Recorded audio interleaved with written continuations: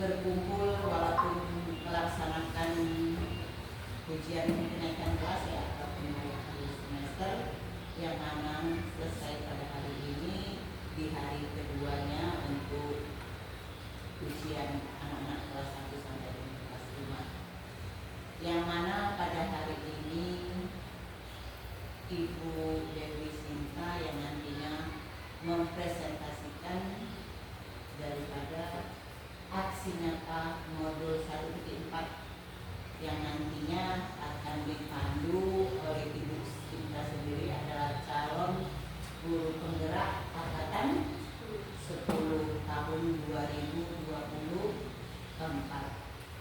Dan terima kasihnya kepada Ibu Sinta yang mana hari ini juga dihadirkan oleh guru-guru yang mana nantinya bisa menimba ilmu pengalaman yang sudah dilalui tahap demi tahap yang nantinya kalian bisa juga mengikuti jejak daripada Ibu Dewi Sinta ini. Marilah kita sama-sama mengikuti kegiatan hari ini juga, walaupun suasananya agak sedikit panas, namun kita tetap lega dengan menstabilisasikan kondisi yang ada pada saat ini sehingga kita bisa menerima presentasi daripada Ibu Dewi Sinta. Itu saja mungkin arahan dari saya selaku Kepala Sekolah SD 4 Sungai Bening. Terima kasih juga yang selama ini yang diberikan oleh Ibu Sinta yang nantinya guru-guru yang lain yang mengikuti daripada kita calon guru penggerak selanjutnya. Saya akhiri dengan ucapan wabillahi taufiq wal hidayah. Wassalamualaikum warahmatullahi wabarakatuh. Waalaikumsalam warahmatullahi wabarakatuh.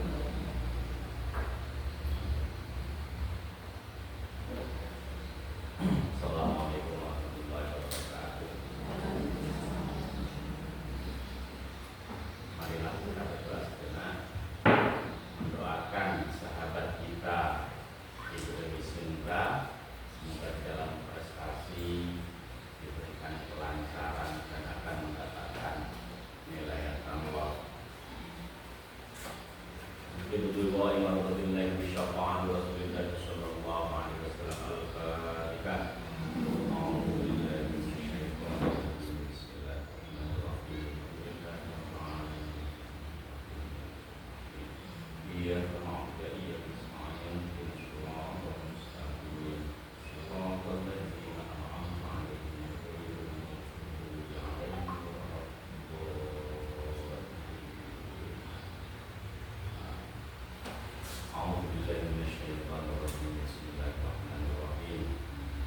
الشاكرين والناعمين حمد الوافي نعمه ويكافئ مزيدا يا ربنا لك الحمد كما ينبغي لجلال وجهك وعظيم سلطانك.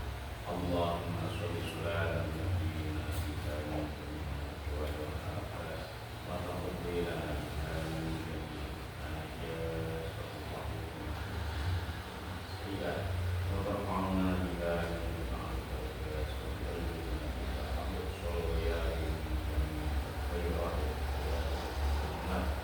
اللهم يا الله افتح بيننا وبينهم بالحق وانت خير الفاتحين.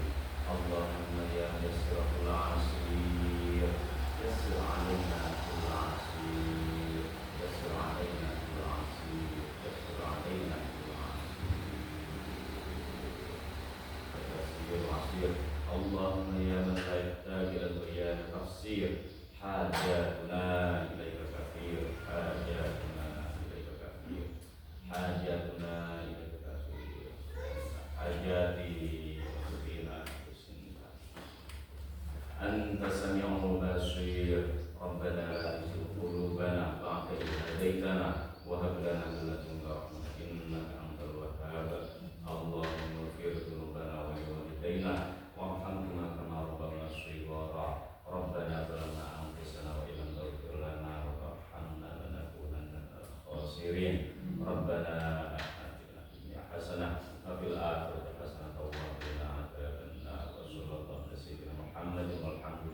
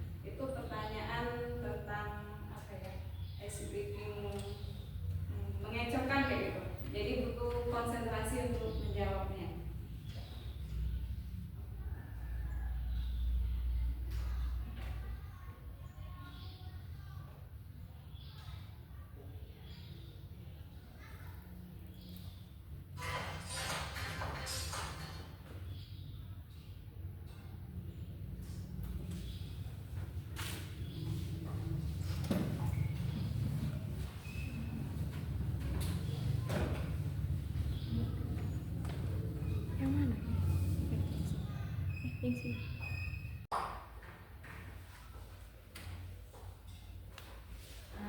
bisa buka PSDB-nya disilakan, minta tolong dibuka. Silakan buka link yang sudah saya kirim di grup.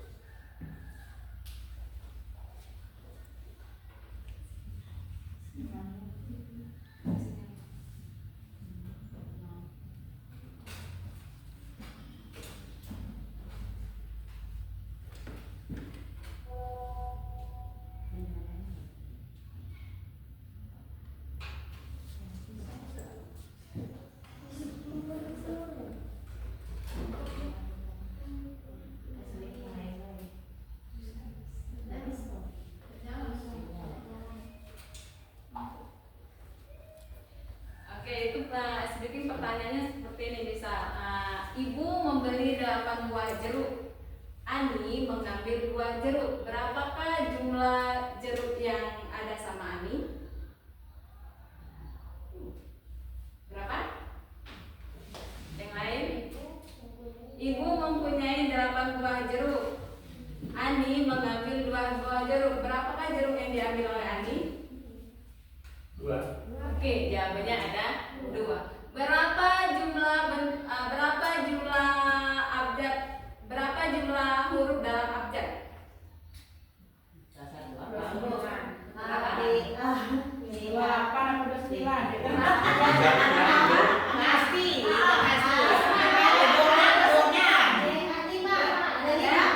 Ada berapa huruf dalam abjad? 5.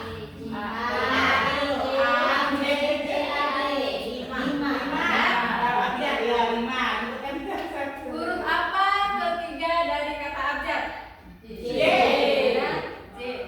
Oke. Seorang pelari memotong nomor 2 peserta pelari. Ada nomor urutan keberapa seorang pemotong itu? Seorang pelari memotong pelari nomor urutan kedua. Jadi nomor berapa pelari yang memotong itu sekarang? 1. Masih Nomor nomor 2.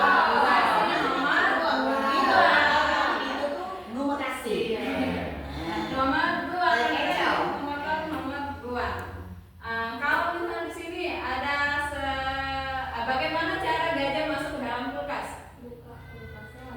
Oke, buka kulkasnya, masukkan gajahnya. Lalu bagaimana cara jerapah masuk ke dalam kulkas? Keluarkan gajahnya, masukkan jerapahnya. Di hutan, seorang raja hutan itu mengadakan pesta. Siapakah yang tidak hadir? Jerapah. Mengapa dia tidak hadir?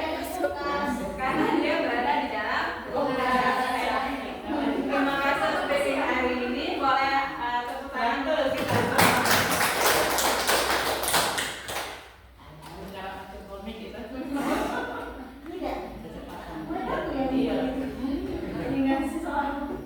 PPT-nya di mana? Apakah bisa dibuka Ibu Bapak Guru?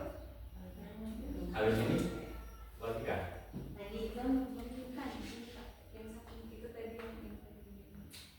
Yang di bawah di mana itu?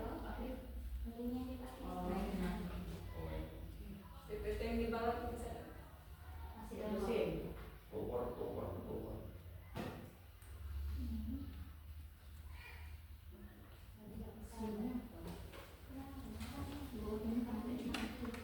Yang bawah Bu, itu yang game, yang di bawah. Aksi nyata maupun satu dari kita.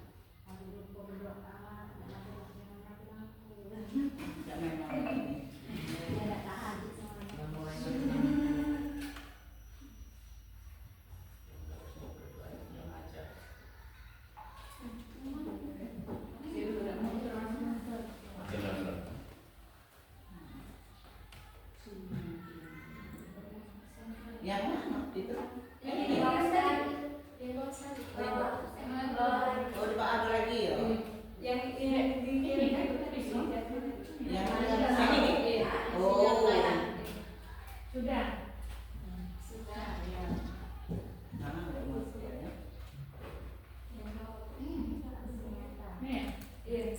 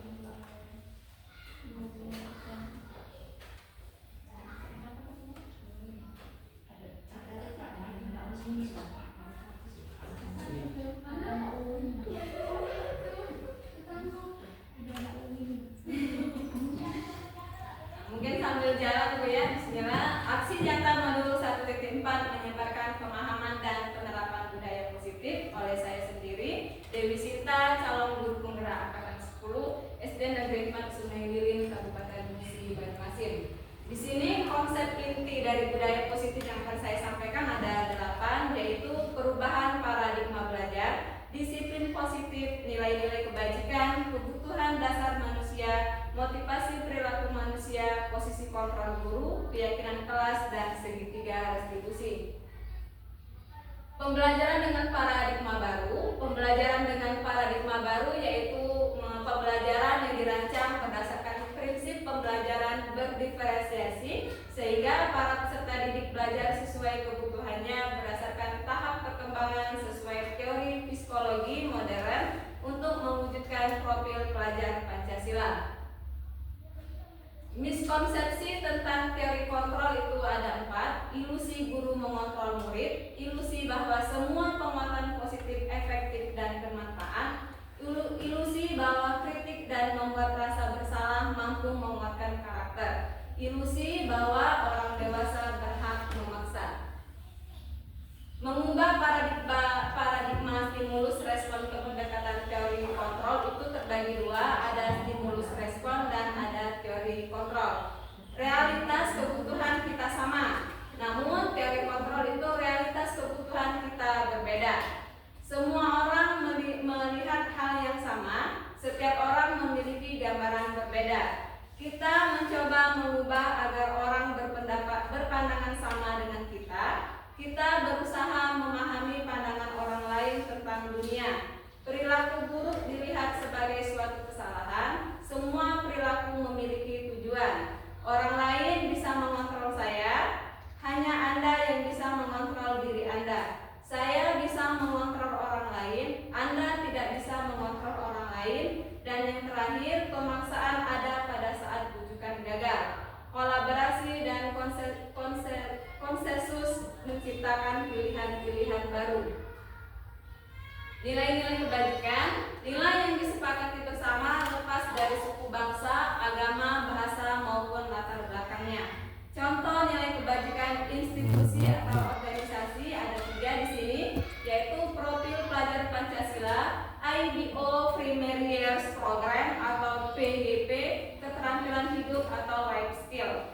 Profil Pancasila kita sudah mempelajarinya, yaitu beriman dan bertakwa pada Tuhan Yang Maha Esa, berakhlak mulia, berkebinekaan global, gotong royong, mandiri, kreatif, dan bernalar kritis. Sedangkan IBO Primary Years Program yaitu toleransi, rasa hormat, integritas, mandiri, menghargai, antusias, empati, keingintahuan, kreativitas, kerjasama, dan percaya diri. Yang terakhir, keterampilan hidup atau life skill itu dapat dipercaya, lurus hati, pendengar yang aktif, tidak merendahkan orang lain, dan memberikan yang terbaik dari diri. Kebutuhan dasar manusia. Kebutuhan dasar manusia adalah segala sesuatu yang kita lakukan untuk mendapatkan apa yang kita inginkan. Seluruh tindakan yang kita lakukan memiliki tujuan tertentu, dan semua usaha terbaik yang kita lakukan adalah dalam rangka agar kebutuhan dasar kita terpenuhi dengan baik.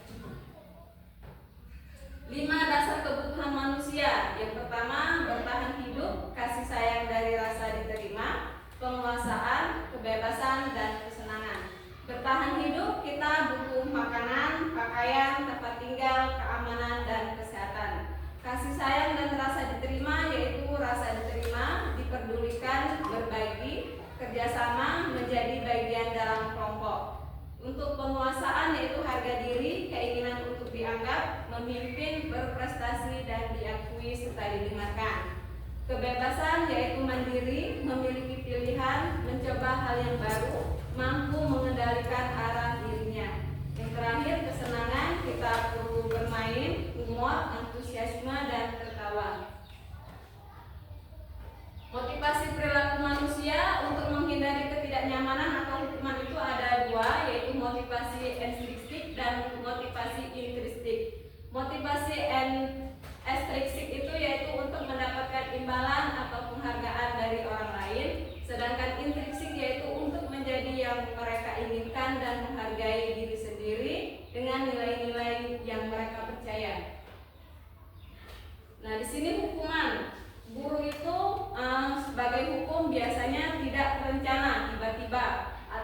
spontanitas, murid tidak tahu apa yang akan terjadi atau dilibatkan. Terus bersifat satu arah. Mengapa satu arah? Karena hanya guru yang bertindak tanpa melibatkan siswa tersebut, dan berupa hukuman fisik atau psikis.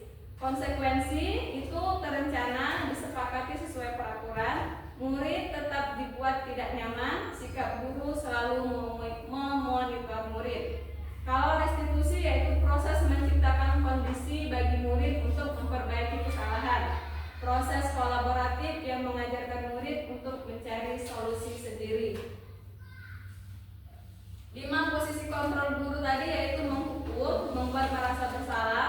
Guru bisa sebagai teman, guru bisa sebagai pemantau, dan guru sebagai manajer. Nah, di sini ada contoh menerapkan 5 posisi kontrol guru.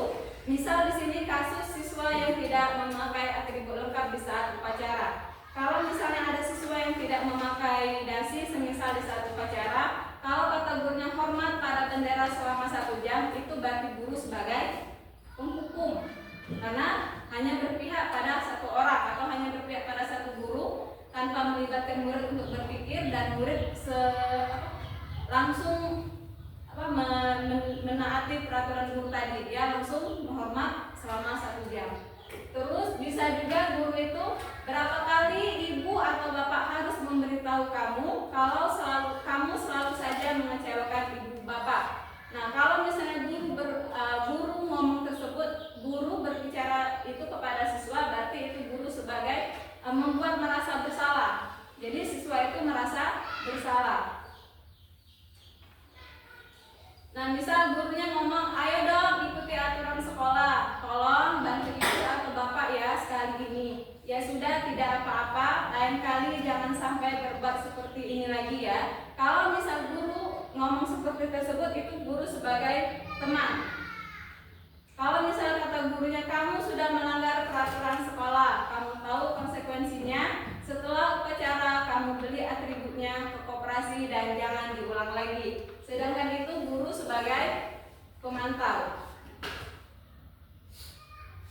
Yang terakhir, kalau misal guru ngomongnya, apakah kamu tahu kesalahan kamu? Kira-kira bagaimana kamu memperbaiki kesalahanmu? Itu adalah guru sebagai manajer. Jadi kalau misalnya ada siswa yang melakukan kesalahan, itu guru itu bisa ada 5 posisi berkontrol guru. Jadi tadi bisa sebagai penghukum, sebagai teman, sebagai pemantau, sebagai manajer. Nah, kalau misal di sini saya kecewa sekali dengan kamu, kira-kira ini guru sebagai saya kecewa sekali dengan kamu. Ada kata kecewa sehingga murid merasa bersalah. Berarti itu guru sebagai pemberi sebagai bersalah. Kalau misalnya kata guru posisi kontrol, apakah aku jika guru kamu tidak pernah benar melakukannya?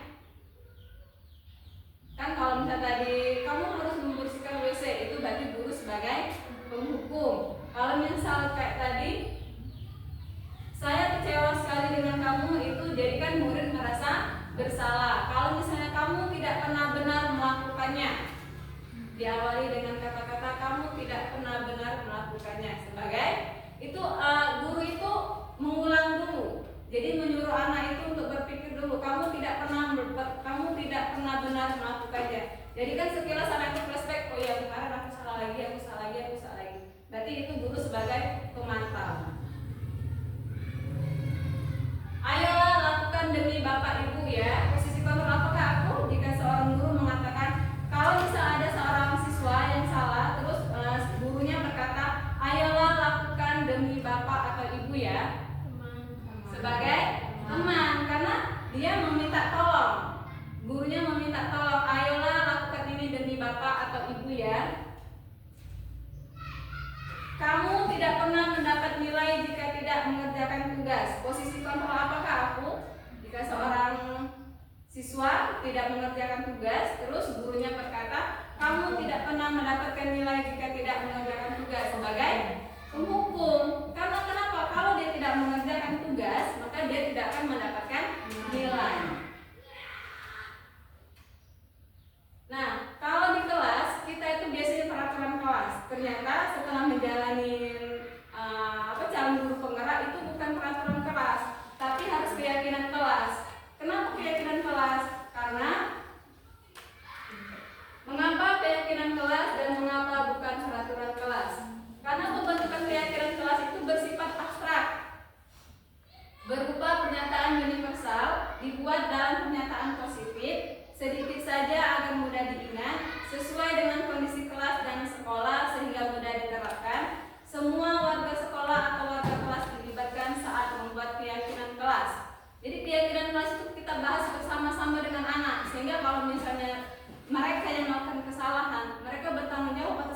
kelas itu sendiri, bukan dari peraturan yang guru sendiri yang menetapkan.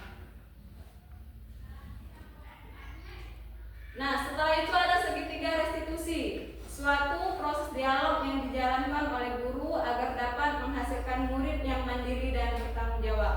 Segitiga restitusi ini yang pertama yaitu validasi tindakan yang salah, kemudian menanyakan keyakinan dan menstabilkan identitas. Itu adalah tahap segitiga restitusi. Jadi divalidasi dulu tindakan yang salah, ditanyakan dulu. Pasti anak itu ada alasan mengapa bisa demikian. Terus kita menanyakan keyakinan. Mereka kan merasa bersalah, ya Bu saya sudah salah karena sudah melakukan atau melanggar keyakinan kelas kita. Terus menanyakan apa keyakinan kelas kita yang sudah kita sepakati bersama. Kalau misalnya sudah, kita menstabilkan identitas. Menstabilkan identitas itu berdasarkan prinsip membuat kesalahan adalah bagian dari proses pembelajaran. Berbuat salah itu wajar, tidak ada manusia yang sempurna. Ibu, bapak juga pasti melakukan itu. Ibu, bapak tidak mau mencari siapa yang salah, tapi ibu atau bapak ingin mencari solusi dari permasalahan ini. Dan yang terakhir, kamu berhak merasa begitu. Validasi tindakan yang salah, menanyakan keyakinan berdasarkan prinsip teori kontrol bahwa pada dasarnya kita termotivasi secara intrinsik. Apa keyakinan kelas kita? Nilai-nilai apa yang telah disepakati bersama? Seperti apa gambaran sebuah kelas yang ideal menurut kamu? Serta kamu ingin menjadi orang yang seperti apa? Ini sebenarnya ada sebuah video contoh dari tindakan restitusi yang kesalahan dari siswa. Jadi di sini kita bukan sebagai pemantau, bukan sebagai penghukum, tapi restitusi. Jadi kita menanyakan kepada anak tersebut mengapa bisa demikian. Tidak bisa dibuka Bu ya? Video itu. Silakan Bu kalau bisa dibuka. Foto ya? Tidak bisa di video.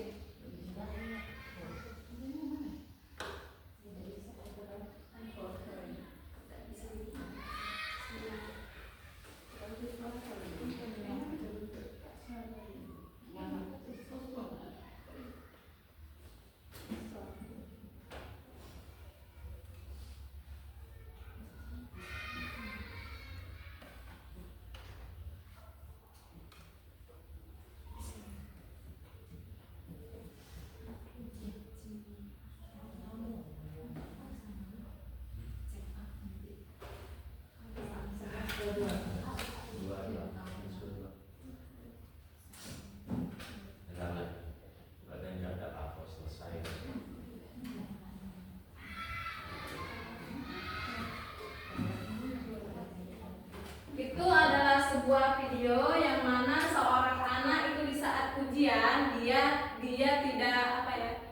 tidak percaya diri karena dia menyontek di saat ujian. Nah, di saat dia menyontek ujian, dia juga membuat catatan kecil. Jadi di saat ujian dia membuka catatan kecil, kemudian ketahuan oleh pengawas. Ditanyalah sama wali kelas, Robi, Robi, kamu tahu mengapa ibu panggil kamu ke sini? Dan anaknya jujur, iya Bu, saya tahu. Saya telah melakukan kesalahan karena saya sudah membuka catatan kecil di saat ujian. Nah, jadi di situ bukan langsung dihukum, misal kertasnya langsung disobek atau dibikin dengan pengancaman. Kamu telah melakukan kesalahan, maka kamu tidak akan mendapatkan nilai dari saya. Bukan, tapi dilakukan restitusi. Bagaimana caranya kita tanyakan? Kamu pasti memiliki alasan mengapa kamu membuat catatan kecil. Robi menjawab, iya Bu, saya kurang memahami pelajaran itu, jadi saya membuat catatan kecil di saat ujian. Kita tanya lagi, mengapa kamu tidak bertanya lagi kepada guru kamu di saat jam pelajaran tersebut? Dia menjawab, saya takut. Saya takut Bu untuk bertanya dengan ibu atau bapak guru di saat jam pelajaran. Nah, dari situ kan kita tahu kata kuncinya dia takut. Berarti siswa ini tidak berani untuk menanyakan kepada guru. Nah, di situ kita sebagai wali kelas bukan lagi menghukum, tapi ditanyakan mengapa kamu takut, mengapa kamu tidak berani untuk bertanya. Jadi di situ siswa akan terbuka. Nah, dari situ kita bisa berkolaborasi dengan guru mata pelajaran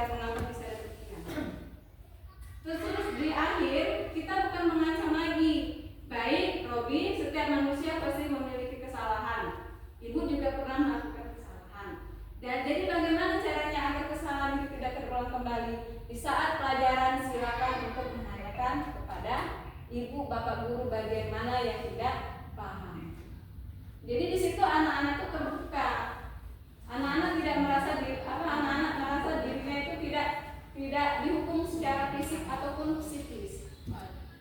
Yang ternyata memang selama ini sudah diajarkan oleh kepala sekolah kita bahwa kita tidak boleh mengancam, menghukum anak kita walaupun sekalipun sudah kesalahan fatal. Karena kalau dihukum fisik itu fisik dan batinnya itu yang kena, tapi tidak akan berubah. Tapi kalau misalnya dengan restitusi tadi, itu kesadaran dari siswa sendiri dan dia akan merasa bertanggung jawab, oh aku harus mengubah pola pikirku. Dan itu yang selalu ditanamkan oleh kepala sekolah di saat kita menghadapi kalau bisa siswa kita yang melakukan kesalahan. Yang minggu lalu kami pernah diskusi kecil itu bersama Bu Ayu, dan situ pernah saya contohkan dari diri saya sendiri bahwa sebelum guru penggerak saya sering menghukum siswa saya, baik itu membersihkan WC ataupun menghormati bendera di tiang bendera. Dan di saat itu memang kepala sekolah selalu berbicara itu tidak boleh dilakukan sebagai guru kepada siswa. Tapi kemarin karena memang saya ngeyel, tetap saya lakukan berdiri di lapangan. Terus kepala sekolah datang, bukan siswa yang dimarah tapi saya sebagai guru, karena saya yang salah. Ditegur sama kepala sekolah dan di saat saya mengikuti guru penggerak, dan ternyata kepala sekolah kita sudah belajar terlebih dahulu tanpa harus mengikuti guru penggerak. Tinggal bagaimana cara kita untuk meniru, karena memang seorang guru itu ditiru dan ditiru. Sama halnya kita mencontoh kepala sekolah yang telah mengajari kita. Ini mohon maaf videonya tidak bisa dibuka. Di situ ada 2 video itu tentang contoh restitusi atau 3 langkah restitusi dalam menghadapi anak yang telah melakukan kesalahan. Jadi tujuannya biar guru itu tidak menghukum. Karena guru selain penghukum dia juga bisa sebagai teman, sebagai pemantau, sebagai manajer, dan bisa menerapkan restitusi. Mungkin demikian pemaparan dari saya. Lebih dan kurang saya mohon maaf. Kalau ada yang kurang jelas atau ingin diskusi atau ditanyakan, kami persilakan.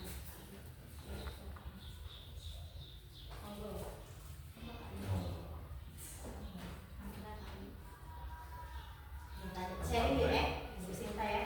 Jadi kami yang di kelas tadi, terutama di kelas 1 dan kelas 2, selama ini sudah melaksanakan restitusi. Kami tidak pernah menghukum anak, apa suruh nyubit, apa suruh bersih-bersih, tidak. Malah kami pernah karena ini nggak suruh saya minta maaf. Nah tadi kan restitusi itu bisa menyadarkan, kan? Tapi bukan selama, tapi gimana ya? Tidak sesuai gitu loh. Anak yang sering melakukan kesalahan masih dilakukan. Apa harus seperti itu terus atau ada cara lain gitu? Contohnya apa seperti itu? Contohnya seperti apa gitu?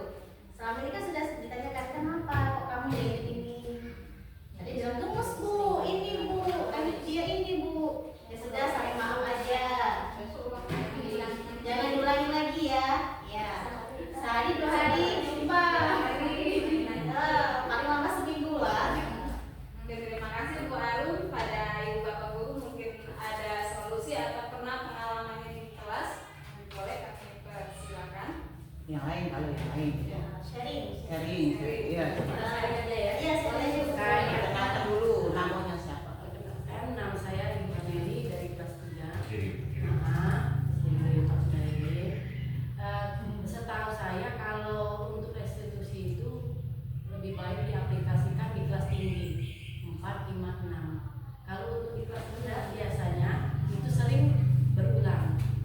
Karena apa? Anak itu umurnya masih sesuai dengan umur, dia masih nangkepnya. Iya bermain, tidak bisa masih ulang lagi nanti 2 hari, 3 hari ulang lagi.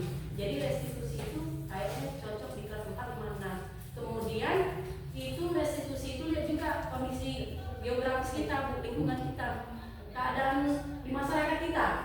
Kayaknya lihat dulu. Kalau seandainya kayak tempat itu nih cocok apa restitusi kita nilai banyak. Kalau kemungkinan berhasilnya paling berapa persen. Jadi untuk tindak lanjutnya, kalau untuk di daerah seperti kita ini, kalaupun sudah diaplikasikan, diterapkan masih tidak berhasil untuk di kelas tinggi, itu apa selain dari restitusi biar tidak ada intimidasi dari guru ya. Nah itu umum anak. Coba yang lain nambahin, yang lain boleh silakan nambahin. Nanti kita samakan persepsi yang disampaikan oleh guru-gurunya tadi. Untuk kelas rendah terutama. Iya. Boleh, kalau ada yang lain silakan. Mira, Bu Elita, Bu Rida, Bu Arni, Arni, yang kelas rendah, mungkin lebih banyak pengalaman. Mungkin itu di kelas saya juga menjadi sebuah permasalahan Bu ya.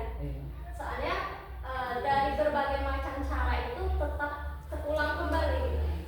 Pertama sudah membuat aturan tertulis, yang kedua sudah membuat aturan secara lisan dan disampaikan setiap kali pembelajaran. Contohnya saya selalu mengingatkan anak-anak bahwa peraturan kelas pertama itu tidak boleh harus duduk saat pelajaran kecuali dengan izin guru ataupun ada kalian sendiri yang minta izin gitu. Yang kedua, setelah mengumpulkan tugas kembali ke kursi masing-masing. Tapi berhubung anak ini ya terutama yang cowok ya aktif sekali sehingga kejadian untuk keluar dari kursi dan keluar tanpa izin itu terus berulang. Jadi itu jadi permasalahan yang gimana Bu? ada yang lain, boleh. Nanti saya rangkum, sebelum Bu Sinta mau. Sharing ya. Di kelas bisa juga Dulu berulang-ulang. sebelum saya Nah, sebelum saya masuk kelas pernah saya sharing sama ibu kepala sekolah. Ibu siswanya gini gimana ya? Tapi ibu kepala sekolah gini tuh, kalau entah itu menghukum atau apa kata ibu kepala sekolah. Ibu pernah menerapkan anak tuh suruh mengungut sampah sampai 20. Jadi kita tuh menghukum tapi ada Sampah daun. Ya, sampah daun. Sebutkan, jangan sampah besar ya. sampah daun kering itu misal 20 biji. Jadi anak itu harus nyari 20 biji seperti itu. Pembelajaran. Dalam pembelajaran kan kadang siswa tuh ada nggak mau fokus lah, yang lari sana lari sini. Iya. Jadi coba seperti itu kan. Memang saya sudah menerapkan itu. Ya, alhamdulillah sih ada yang kapok, Bu, aku kapok, capek Bu, nyari daun kering panas Bu, katanya. Ya sudah, berarti jangan dilakuin. Iya, jadi kalau setiap dia mau ngelakuin, mau nggak nyari daun kering lagi 20? Apa yang kita mau itu termasuk hukuman atau gimana? Ya hukuman tapi sifatnya pembelajaran. Ah. Ada yang lain Pak? Nanti saya tambahin. Boleh. Kalau sudah ada Ibu Harneli yang disampaikan Ibu Harneli, yang disampaikan Ibu Harum ini, kalau kita mungkin untuk posisi kontrol guru itu kalau kelas rendah 1, 2, 3 itu kan sifat dia itu olokan meniru. Iya. Jadi anak itu sebagai teman, diajak sebagai teman, tidak bisa kita mau yang lain-lain seperti yang disampaikan Ibu Arneli tadi kan, kita sebagai penghukum, sebagai apa. Jadi itu yang sifatnya kalaupun kita ada misalkan untuk tata cara tertulis lisan itu seperti apa, tulisan itu seperti apa. Jadi penyerapan itu tidak hanya tertulis saja. Kita sebagai guru, tadi ada yang kelas 3 itu kan kalau kelas 1, 2, 3 itu sebagai kelas rendah. Perubahan kelas 1 dari informal ke formal. Jadi memang perubahannya tingkah laku itu bisa dia gaya-gaya meniru, bisa gaya-gaya olok, sistem olok kata kita itu dalam psikologinya itu. Jadi kalau anak sistem olok itu memang seperti itu gayanya guru. Elinda itu kan dari TK itu mewujudkan anak, menciptakan situasi yang harmonis di lingkungannya itu memang seperti itu. Kita guru itu bukan sebagai guru, sebagai teman itu tadi ya. Jadi kalaupun memang ada anak-anak memang sifatnya tertulis ini apa-apa bla bla bla nomor 1 ini tata tertib di kelas. Tapi kita sekarang ini untuk perubahan paradigma guru, silahkan guru itu tidak boleh vakum di mejanya, harus mengontrol dari klasikal semuanya itu. Jadi tidak ada lagi kita belajar ini harus vakum ke satu-satu. Jadi guru itu harus monitor kepada siswanya yang berkebutuhan apa. Ya mungkin anak itu tadi ada sifatnya yang lebih. Jadi mungkin anak itu tingkah lakunya ingin diolok-olok oleh gurunya, mungkin minta disayang-sayang. Kita tahu latar belakangnya apa itu, mesti tahu kita latar belakangnya anak itu apa. Yang selalu muat kesalahan itu kita tahu latar belakangnya anak apa. Mungkin karena dia terlalu malam, karena ikut orang tuanya jalan atau seperti itu. Kita tahu dari segi sosialnya tadi, dari segi kekeluarganya itu tadi yang nak disampaikan. Walaupun kita kelas 1 sampai kelas 6 penerapan yang hukum-hukumannya tidak semuanya tidak boleh diterapkan di kelas tinggi, tidak sama seperti itu. Jadi pada dasarnya kita itu sebagai teman dari siswa, karena kita ini adalah orang kedua dari anak-anak yang kita ciptakan generasinya untuk mempunyai kemandirian dan tanggung jawab itu. Jadi kalau anak-anak keluar masuk, kita tidak boleh duduk di sini. Makanya guru tuh harus super aktif. Kadang-kadang anak-anak, Bu, ini saya salah. Misalnya tidak tahu dari nomor 1 langsung nomor 3. Kita harus apapun metode yang kita lakukan kepada anak itu bisa menyenangkan, seperti itu.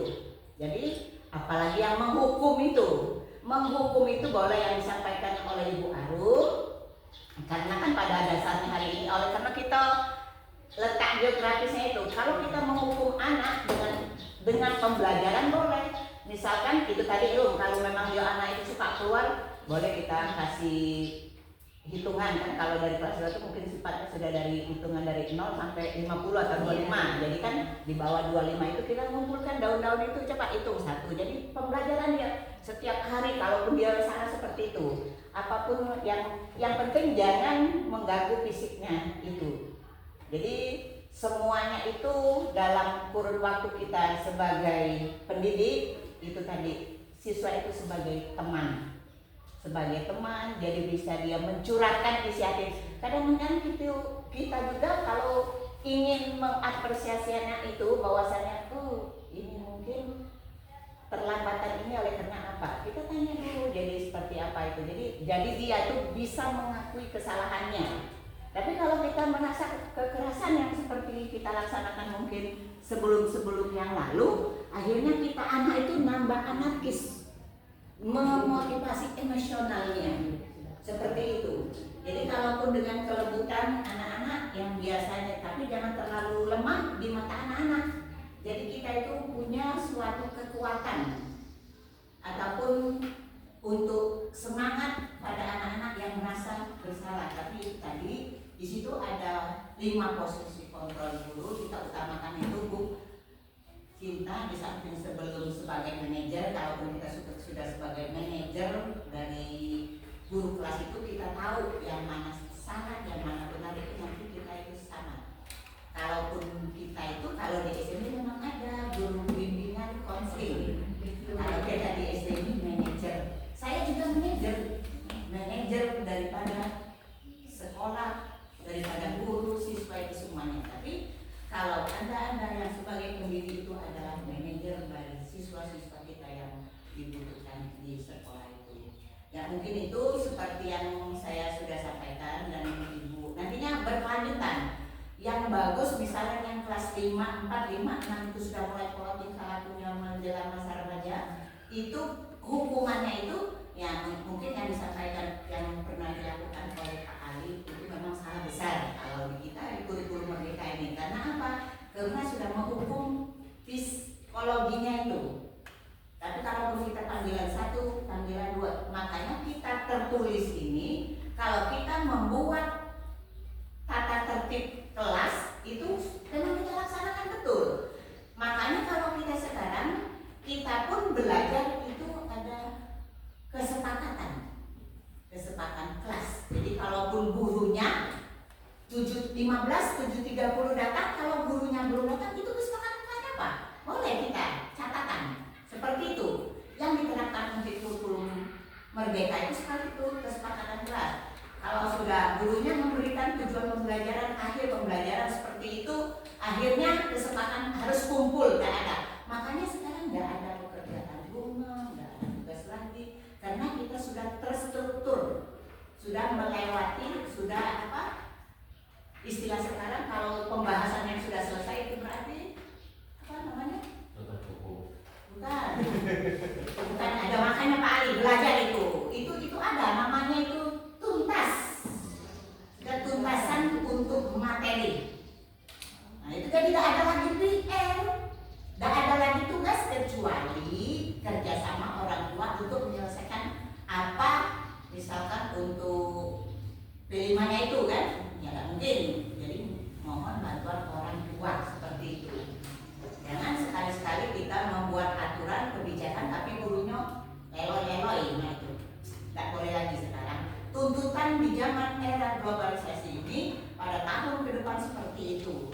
Jadi anak itu tidak ada hukuman-hukuman apa. Yang penting dia hukuman dalam segi pembelajaran. Boleh anak-anak, boleh silakan berdiri di sini terlambat alasan apa-apa. Jadi kalaupun dia ini kalau sudah memang nanti kita panggil tersendiri, jangan di depan umum. Itu adalah memvonis daripada apa rasa kepribadian dia itu, terutama malu. Jadi kita boleh ya mungkin dia ikut ayah tiri atau ikut orang lain seperti itu, mungkin dipekerjakan dengan orang lain itu ya mungkin semena-mena, jadi mungkin terlambat itu bisa jadi. Makanya kemungkinan guru itu bisa mencari hal-hal apa kejadian anak itu terlambat seperti itu, bukan? Kamu ini ya, itu mulut biasa itu yang harusnya Ibu Maria di sini tadi dihadirkan, ya. Yang seperti itu tidak boleh lagi kita lakukan di sekolah untuk mendidik anaknya untuk selanjutnya. Jadi kalaupun memang, kalau misalnya kemarin apa pelajar Pancasila itu kan, misalkan materi apa ya tinggal anak itu berikan pelajaran apa misalnya, atau membuat kesalahan tulis saya merasa bersalah, mungkin kedepannya tidak lagi melanggar aturan terlambat masuk kelas, boleh seperti itu, buat nomor 1, 2 ataupun yang mudahnya supaya Anda tidak terlambat dalam menyelesaikan KBM, ya silakan anak itu perkalian atau seperti itu. Kalau sudah itu ya silakan sama-sama kita belajar seperti itu. Tapi kalau memang seperti itu, makanya kita koordinasi sebagai manajer tadi, boleh koordinasi dengan kepala sekolah. Kalau di SMP yang mungkin ada guru BK-nya itu, boleh dia masuk di catatan apa. Kalau anak-anak kan sekarang ini belum, apalagi anak-anak di kelas 1, 2, 3 itu, anak-anak kelas 1 itu anak kolokan, jadi dia harus menirukan cepat. Apalagi gurunya seperti itu, anak-anak kan menirukan, kan guru ditiru dan digugu dan ditiru. Kita pun makan dalam kelas itu anak itu niru gitu tadi. Kelas 1, kelas 2 itu cepat karena masa dia menirukan. Tapi kalau sudah kelas 6 itu masa aku, masa ego. Makanya jangan kita hukum seperti itu. Ya mungkin itu tambahan dari saya. Terima kasih Bu. Baik, terima kasih pada Bu Samsina, Bu Nelly, dan Bu Arif dan Bu Linda. Jadi di sini kembali lagi kalau misalnya di kelas rendah tadi, kita pertama itu bikin keyakinan kelas. Jadi seperti apa keyakinan kelas kita, tapi sesuai dengan kesepakatan kelas. Nah, ketika mereka melakukan kesalahan, kita kembali ke restitusi, kita bingung lagi apa sih keyakinan kelas kita dan apakah yang kalian lakukan tadi sesuai dengan keyakinan kelas kita. Bu, ternyata masih berulang. Kita boleh melihat latar belakangnya dengan cara kita panggil orang tuanya, boleh. Jadi kan kita tahu, misal tadi kata ibu mungkin pada malam hari mereka bantu jualan ibunya, atau bisa mungkin dia mengikuti orang tua tiri, sehingga masih kecil mereka harus mandiri. Yang namanya anak kecil terkadang mandi ataupun masih minta tolong orang tua. Dari situ kan kita bisa mengetahui mungkin apa kesalahan anak itu sehingga bisa terulang kembali. Dan ternyata memang benar, anak yang di anak kelas rendah itu dia otaknya masih bermain, sehingga kalau misalnya kita belajar itu butuh bermain sambil belajar. Jangankan anak-anak, terkadang kita aja atau saya sendiri kalau di sekali itu hanya menonton seperti ini bisa hanya ceramah, kita bosan. Tapi ketika kita ini dengan ice breaking atau misal kita bermain, belajar sambil bermain, kayak menurut sampah tadi itu kan bisa sambil untuk ini begitu. Masih ada anak yang di kelas tinggi itu tidak bisa menulis atau perkalian atau penjumlahan, membaca pun masih seperti itu. Jadi anak-anak itu butuh bermain, belajar sambil bermain. Kalau zaman kami dulu misal cari tulisan Indomie, itu kan bermain, tapi kan anak itu kan mengeja Indomie. Jadi bukan kita sekedar duduk buka halaman sekian langsung menonton, atau kita hanya menjelaskan metode ceramah lalu anak-anak mengerjakan tugas, tapi sambil bermain. Anak yang sering melakukan ulah itu biasanya anak yang aktif karena bosan hanya duduk. Makanya mereka itu butuh tenaga mereka, energi mereka itu banyak yang harus dikeluarkan dan mereka tidak tahu apakah itu benar atau salah. Makanya kita melakukan keyakinan kelas agar mereka tahu, oh ini salah. Kalau salah, konsekuensinya berarti keyakinan kelas tadi salah, jadi tidak boleh diulangi lagi. Intinya kalau saya tangkap dari sini, itu dari keyakinan kelas dulu. Setelah disepakati masih melanggar, masih berulang-ulang itu dilanggar, kita boleh melihat latar belakang mereka dengan cara kita panggil orang tuanya seperti apa. Kalau misalnya masih seperti itu, masih terulang kembali, kita tanya sama orang tuanya, mereka ini kalau belajar di rumah pengennya seperti apa. Tapi terkadang juga ada orang tua, oh ini anak aku titip sama ibu, terserah ibu. Itu kan berarti sudah benar-benar fatal dari rumah. Banyak seperti itu. Terserah ibu, aku titip sama ibu. Nah, orang tua seperti itu, kita sebagai guru yang bingung. Di luar, kalau tidak sukses, guru dan sekolah yang bisa. Tapi kalau sekolah-sekolah misalnya bayar mahal. Jadi di sini yang saya tangkap yaitu dari keyakinan kelas dan melihat dari latar belakang dari keluarganya. Ada yang mau tanggapan lagi atau mau ditambahkan lagi atau mau kita diskusikan lagi, boleh? Lagi Bu, mohon maaf izin saya.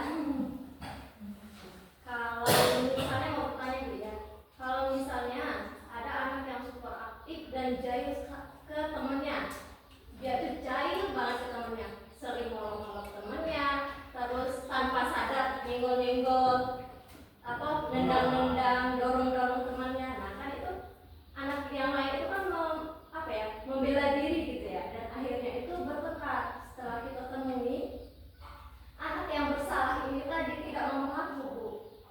Padahal kita sudah lembut, sudah pelan-pelan ditanya, tetap tidak mengaku. Sedangkan saksinya itu teman kelasnya yang salah ini dia gitu ya. Nah setelah kita panggil orang tuanya, ternyata orang tuanya itu membela anaknya. Nah itu bagaimana Bu ya? Solusinya gitu. Oke, di sini terkadang saya pernah mendapatkan hal yang serupa. Saya jawab seperti ini, mungkin dari saya jawab, Bu, setiap anak, terutama saya sendiri, kalau di depan orang tua pasti berlaku baik. Sehingga kalau kita di luar, ibu tidak akan percaya kalau anak ibu seperti itu.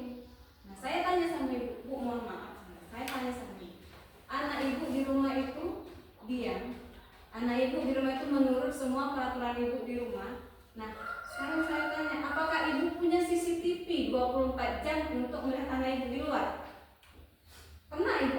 Atau misal ibu pasang di jalan CCTV jadi ibu tahu perilaku anak ibu di rumah? Jawabannya tidak. Nah, sekarang saya tanya, ini anak ibu, dia melakukan kesalahan, dia tidak mau mengaku kesalahan dan ibu percaya sama anak ibu, tapi banyak yang melihat. Apakah ibu masih tetap percaya dengan anak ibu? Pernah saya seperti itu kelas 4 SD. Di saat mengajar di kelas 4 kemarin. Sampai kemarin kan Pak Ali turun tangan, Pak Leni, ibunya kan marah-marah sama saya. Bu, ini anak saya tuh ini. Saya tanya lagi, ibu masih percaya sama anak ibu? Atau kalau memang sudah fatal, kepala sekolah ibu sudah pernah bilang, kita kembalikan anak itu. Kalau memang sudah benar-benar fatal. Kami tidak mengeluarkan, tapi kami mengembalikan, silakan ibu didik sendiri. Karena memang orang tuanya percaya seperti itu. Ya setiap anak kita sendiri pasti pernah melakukan hal yang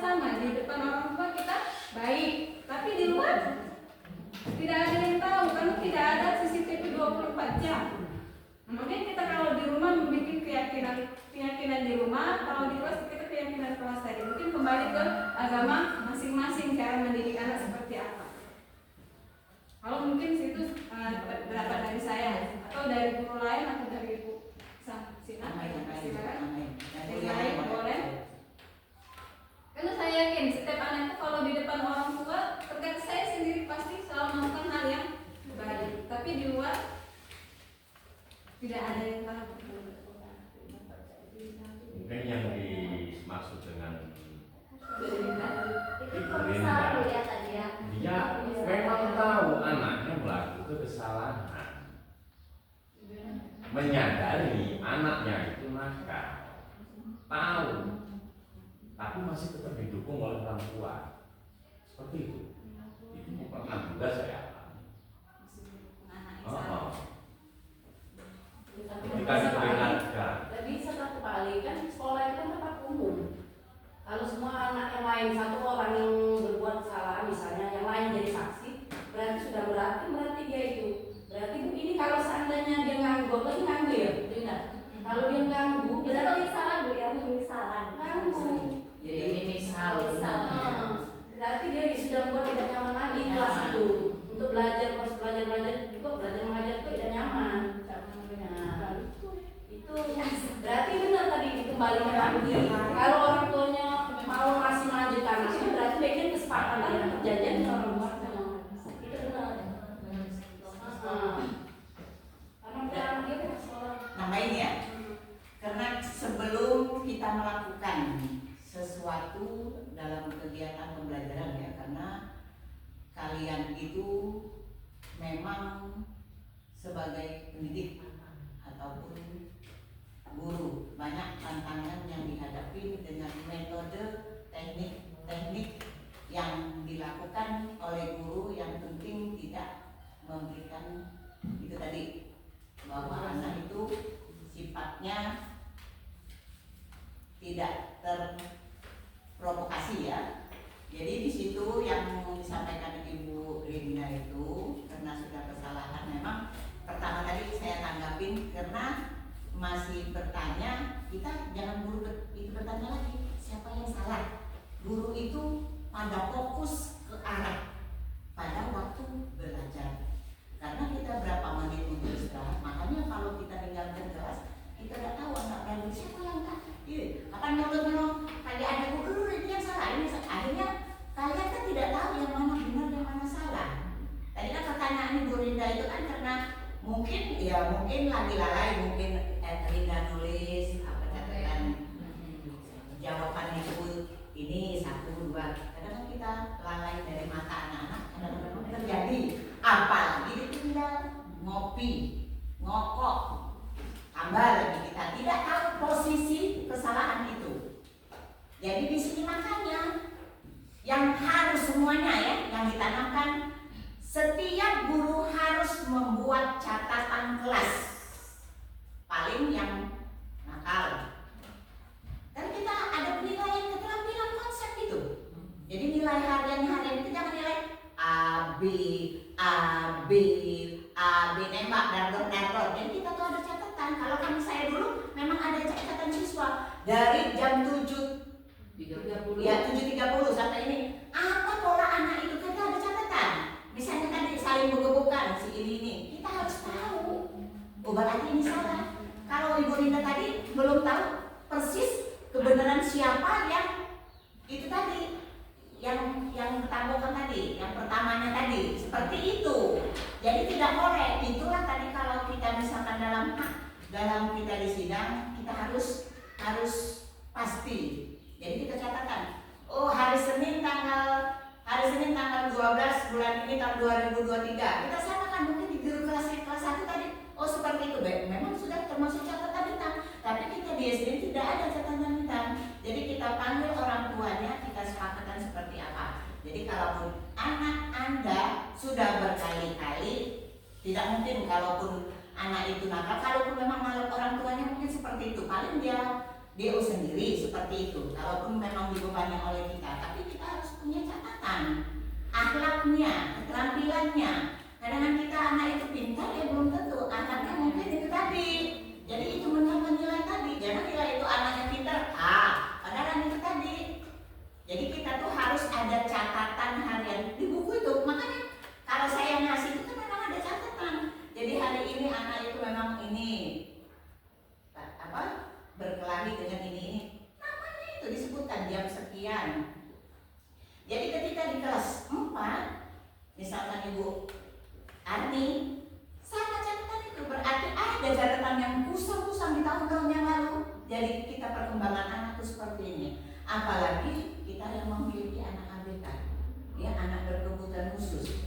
Jadi kita harus tahu perkembangannya.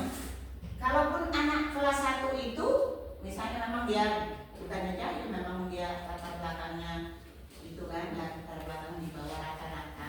Jadi kalaupun dia menghitung 1 sampai 2B sudah alhamdulillah, itu berarti keberhasilan gurunya. Seperti itu termasuk perkembangan. Jadi anak itu pola tingkah laku itu apa yang dilakukannya itu keseharian kelas, makanya kita harus kontrol.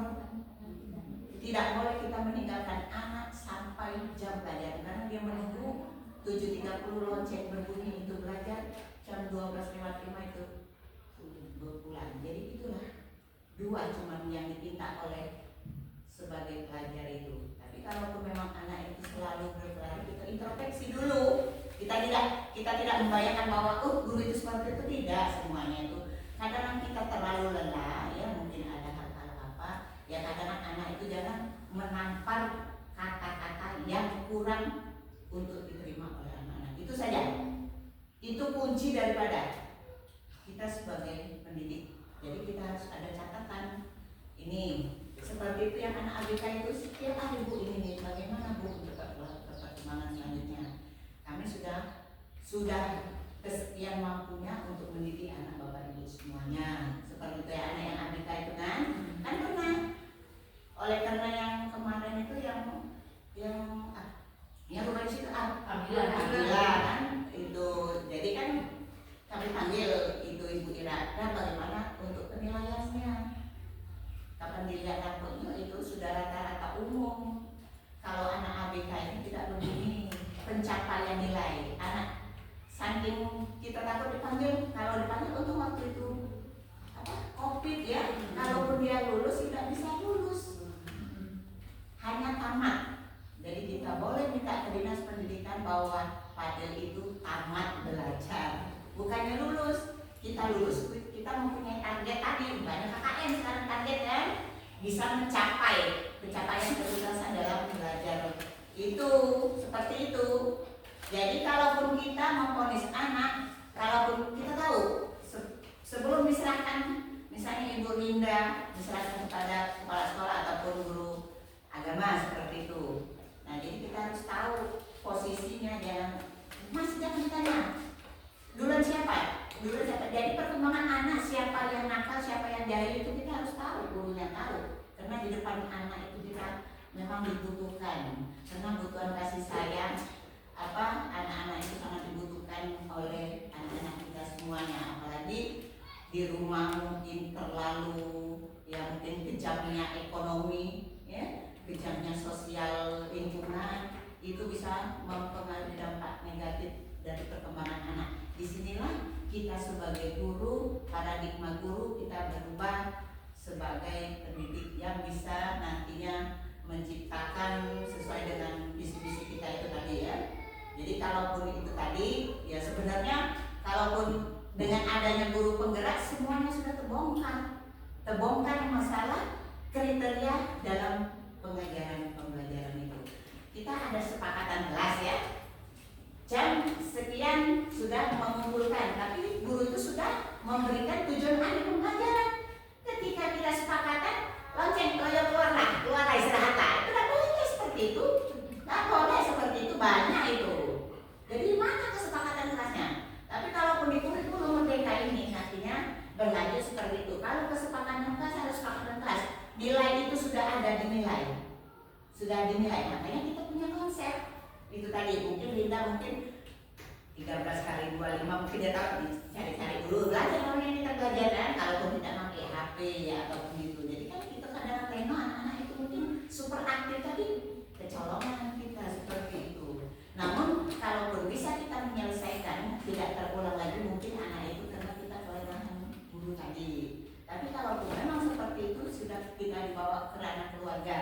kita lihat latar belakangnya, kita lihat apa itu. Yang penting kita ada kesepakatan kelas itu tadi. Jangan kesepakatan kelas berarti sudah menghimpun pelajaran akhir, sudah menilai, sudah merangkum pelajaran. Tahu-tahu kita di luar ngobrol, asal istirahat, ya corona istirahat, nah itu nggak boleh itu. Itu adalah yang dicontoh oleh anak-anak itu yang tidak semestinya dilakukan oleh guru seperti itu. Jadi mungkin itu tadi aku cerita. Lanjutkan. Baik, terima kasih Bu Rida dan Bu Samsina. Kalau masih ada teman-teman yang memberikan tanggapan, kami persilakan. Bu Senior ini. Kalau masih ada yang didiskusikan lagi, kami persilakan. Oke, mungkin cukup diskusi kita siang hari ini. Sangat luar biasa dan sungguh saya masih butuh bimbingan dari guru-guru semua, terutama kepala sekolah, karena ibarat siapa kita kalau bukan dibimbing. Karena yang memang kita dibimbing itu memang benar-benar terarah. Karena yang kita dibimbing sama seorang yang membimbing itu dengan tujuan yang memang benar-benar berpengalaman.